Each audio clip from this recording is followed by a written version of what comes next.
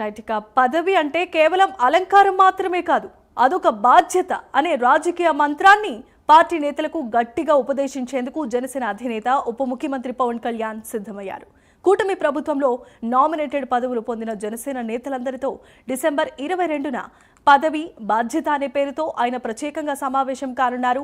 పదవులు పొందిన వారిలో దాదాపు అంతా కొత్తవారే కావడంతో వారికి జవాబుదారీతనం, ప్రజాసేవపై అవగాహన కల్పించడమే ఈ సమావేశం యొక్క ముఖ్య ఉద్దేశ్యం. పదవులను దుర్వినియోగం చేస్తే సహించేదే లేదని, అవినీతికి దూరంగా ఉంటూ ప్రజలకు సేవ చేయాలని పవన్ దిశానిర్దేశం చేయనున్నారు. మరి ఈ సమావేశం ద్వారా జనసేనాని ఎలాంటి సందేశం ఇవ్వబోతున్నారు? ఇది రాష్ట్ర రాజకీయాల్లో ఎలాంటి కొత్త సాంప్రదాయానికి తెరతీయనుంది?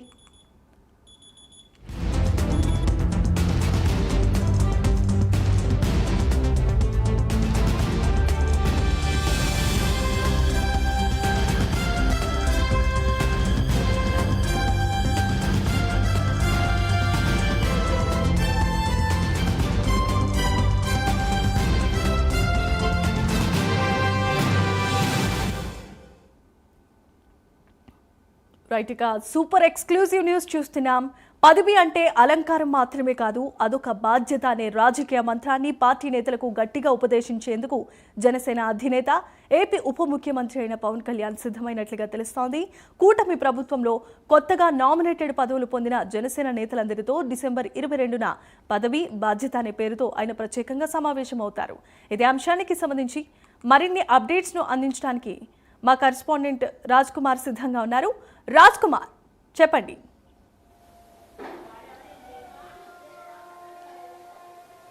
రైట్ జమీమా, మొత్తానికి ఆంధ్రప్రదేశ్ రాష్ట్ర ఉప ముఖ్యమంత్రి పవన్ కళ్యాణ్ ప్రత్యేకించి ఏదైతే కూటమి ప్రభుత్వం అధికారంలోకి వచ్చినటువంటి తర్వాత ప్రత్యేకించి 3 పార్టీల సమన్వయం చేసుకుంటూ కూడా జనసేన పార్టీకి రావాల్సినటువంటి స్థానాలకి సంబంధించి అటు ఏదైతే నామినేటెడ్ పదవుల వ్యవహారానికి సంబంధించినటువంటి దాంట్లో జనసేన నాయకులకు తగినటువంటి ప్రాధాన్యత కావాలంటూ కూడా ఏదైతే డిప్యూటీ సీఎం పవన్ కళ్యాణ్ అటు కూటమి ప్రభుత్వం ముందు ఉంచడం జరిగింది. ప్రత్యేకంగా అందులో భాగంగానే జనసేన పార్టీకి వచ్చినటువంటి నామినేటెడ్ పదవులు ఎవరైతే అలంకరించినటువంటి వారందరూ ఉన్నారో వారందరితో కూడా రేపు 22వ తారీఖున ప్రత్యేకమైనటువంటి ఒక సమావేశం డిప్యూటీ సీఎం పవన్ కళ్యాణ్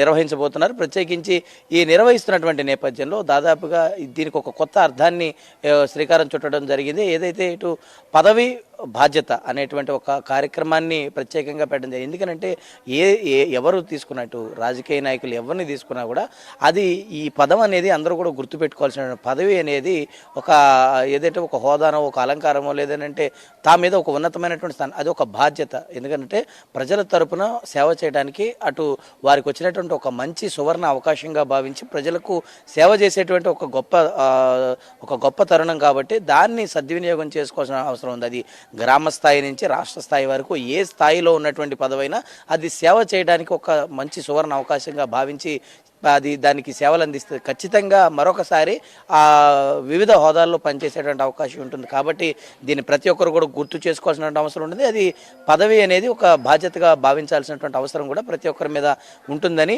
ఆంధ్రప్రదేశ్ రాష్ట్ర ఉప ముఖ్యమంత్రి పవన్ కళ్యాణ్ ఇప్పటికే పిలుపునిచ్చారు. ఇప్పటికే కూటమి ప్రభుత్వ అధికారంలోకి వచ్చినటువంటి తర్వాత అనేకమైనటువంటి నామినేటెడ్ పదవులు ఇటు దేవాలయాల్లో కావచ్చు, ఇటు పలు కార్పొరేషన్లో కావచ్చు, చైర్మన్లుగా కావచ్చు ఉన్నటువంటి వారి అందరితో కూడా ప్రత్యేకంగా పవన్ కళ్యాణ్ సమావేశం నిర్వహించబోతున్నారు. ఈ సమావేశానికి సంబంధించి కూడా ఇప్పటికే పార్టీకి సంబంధించినటువంటి ఒక కమిటీ ఏర్పాటు చేయడం జరిగింది. ఈ కమిటీ వీరందరినీ కూడా ఎవరైతే నామినేటెడ్ పదవులు పొందినటువంటి వారందరూ ఉన్నారో వారందరినీ కూడా కోఆర్డినేట్ చేస్తూ అందరినీ కూడా ఇటు మంగళగిరి కార్యాలయం వేదికగా కూడా ఈ సమావేశం నిర్వహిస్తారా లేదంటే ఏదైనా సీకే కన్వెన్షన్ లాంటి దాంట్లో ప్రత్యేకంగా ఈ సమావేశం నిర్వహిస్తారు. ఎందుకంటే చాలామంది ఈ పదవులు పొందినటువంటి వారు ఉన్నారు కాబట్టి అటు మార్కెట్ యార్డ్స్లో కావచ్చు లేదంటే డైరెక్టర్స్గా ఉన్నటువంటి వాళ్ళు కావచ్చు అనేక రకంగా ఉన్నటువంటి హోదాల్లో ఉన్నటువంటి వారు అందరూ కూడా వచ్చేటువంటి అవకాశం ఉంటుంది. కాబట్టి ప్రతిష్టాత్మకంగా పవన్ కళ్యాణ్ ఏదైతే స్థానిక సంస్థల దృష్టిలో పెట్టుకుని ప్రత్యేకంగా ఒక్కొక్క అడుగు వ్యూహాత్మకంగా వ్యవహరిస్తూ ఉన్నారు. ప్రత్యేకంగా ఎందుకంటే స్థానిక సంస్థల్లో జనసేన పార్టీ చాలా సంసిద్ధత వ్యక్తం చేస్తూ వస్తుంది. ఇప్పటికే ఆ పార్టీ ఏదైతే ప్రధాన కార్యదర్శిగా ఉన్నటువంటి రామ్ తాళ్ళూరి ప్రత్యేకంగా పార్టీ పైన పూర్తి స్థాయిలో ఫోకస్ చేస్తున్నారు. అటు ఉప ముఖ్యమంత్రి పవన్ కళ్యాణ్తో ఎప్పటికప్పుడు సమీక్షించుకుంటూ ఇటు ఏదైతే ఆయనకు ఇచ్చినటువంటి బాధ్యతను సమర్థవంతంగా నిర్వహిస్తూ పూర్తి స్థాయిలో పార్టీ యొక్క బలోపేతమే లక్ష్యంగా రామ్ తాళ్ళూరి కూడా పనిచేస్తూ వస్తున్నారు. ఏదైతే ఈ నేపథ్యంలో ఇటువైపు ప్రభుత్వాన్ని సమర్థవంతంగా పవన్ కళ్యాణ్ నడిపిస్తూ వస్తుంటే ఇటు పార్టీ బాధ్యతలు పూర్తి స్థాయిలో రామ్తాళ్ళు తీసుకుని రావడం, అదేవిధంగా ఇటు గ్రామ స్థాయి నుంచి అటు పార్టీని బలోపేతం చేస్తూ కూడా కమిటీల నిర్మాణం ఏదైతే చేపట్టాల్సినటువంటి అవసరం ఉందో ఆ కమిటీల నిర్మాణానికి సంబంధించి పూర్తి స్థాయి ఏర్పాట్లు కూడా జరుగుతూ వస్తూ ఉన్నాయి. ప్రత్యేకించి ఈ కమిటీల నిర్మాణం జరిగినటువంటి తర్వాత గ్రామ స్థాయిలో ఏ విధంగా పార్టీని బలోపేతం చేసుకోవాల్సినటువంటి అవసరం ఉంటుంది, రేపు స్థానిక సంస్థలు ఏ విధంగా బలోపేతం చేసుకోవాలి, ఏదైతే ఇప్పుడు నామినేటెడ్ పదవులు పొందినటువంటి వారు వివిధ ప్రాంతాల్లో, వివిధ గ్రామాల్లో, వివిధటువంటి జిల్లాల్లో, సుదూర ప్రాంతాల నుంచి వస్తూ ఉంటారు. కాబట్టి వారందరికీ కూడా సమర్థవంతమైన ఒక నాయకత్వ లక్షణాలు ఏ విధంగా ఉండాలనే వాటిని చూపించి ప్రత్యేకించి వాటన్నిటిని కూడా వారందరికీ కూడా అవలంబించుకుని రేపు గ్రామ స్థాయిలో పార్టీని ఏ విధంగా ముందుకు తీసుకెళ్లాల్సినటువంటి అవసరం ఉంటుంది అనేది ఈ రాష్ట్ర స్థాయిలో జనసేన పార్టీకి ఒక సువర్ణ అధ్యాయంగా తీర్చిదిద్దడం కోసం పవన్ కళ్యాణ్ ప్రత్యేకమైనటువంటి ఒక ప్రణాళికను సిద్ధం చేశారు. ఈ నేపథ్యంలో మరి ఎలాంటి వ్యూహాత్మకంగా పవన్ కళ్యాణ్ అడుగులు వేస్తా ఉన్నారు అనేది అటు పార్టీ నేతలకు దిశానిర్దేశం చేయబోతున్నారు. కాబట్టి ఒక మంచి కార్యక్రమానికి పవన్ కళ్యాణ్ శ్రీకారం చుట్టారు. ఇప్పటి వరకు ఈ కార్యక్రమానికి ఎవరు కూడా శ్రీకారం చుట్టలేదు. అటు అధికారులతో మాట్లాడుతున్నారు, ఇటు ఉద్యోగులతో మాట్లాడుతున్నారు, ప్రత్యేకంగా పార్టీ నేతలతో మాట్లాడుతున్నారు. ఈ విధమైనటువంటి విభిన్నమైనటువంటి కార్యక్రమాలన్నీ కూడా నిర్వహిస్తున్నారు. కాబట్టి ఖచ్చితంగా రాబో రోజుల్లో జనసేన పార్టీకి ఒక మంచి పరిణామాలు రాబోతున్నాయి. వీటికి సంబంధించినటువంటి అన్ని ఏర్పాట్లు కూడా ఇప్పటికే పార్టీ కేంద్ర కార్యాలయంలో చేస్తున్నటువంటి పరిస్థితి కనపడుతుంది. Jemimah. Right, thanks for the updates Raj Kumar.